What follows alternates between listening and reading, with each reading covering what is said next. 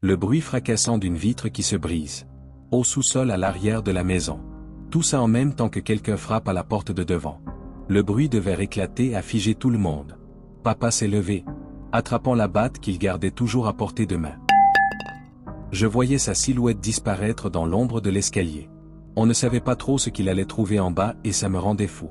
Le truc, ou plutôt la chose, était déjà à l'intérieur. Son regard vide, ses gestes saccadés. Ce n'était pas une personne. Vraiment pas. C'était enragé et assoiffé de sang. Mais on ne le laissera pas faire. Papa n'a pas hésité. Le bruit du bâton fracassant la chair et les os.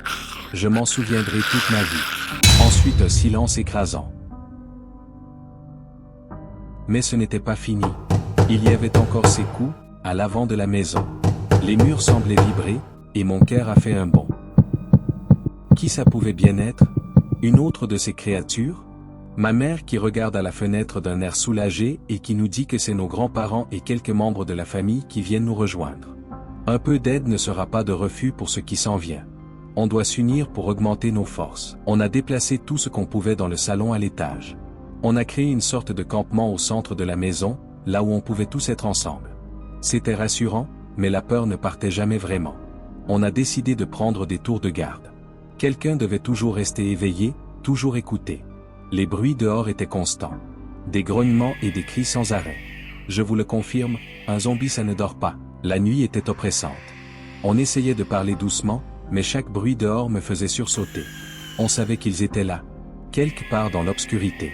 On ne va pas rester ici demain. On doit vérifier les alentours et chercher des provisions.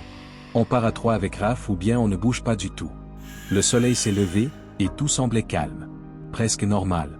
Le village était encore intact. Tout semblait comme figé dans le temps. Les maisons semblaient simplement endormies. Mais ce silence. Il était différent. Papa marchait devant, tenant son bâton et prêt à cogner le premier macabé qui s'approche. Raph et moi, on suivait. Les routes étaient désertes, complètement vides. Le soleil est enfin sorti pour nous réchauffer. Nous avons entendu des cris provenant d'une vieille grange. Quelqu'un avait besoin d'aide. Il fallait aller voir.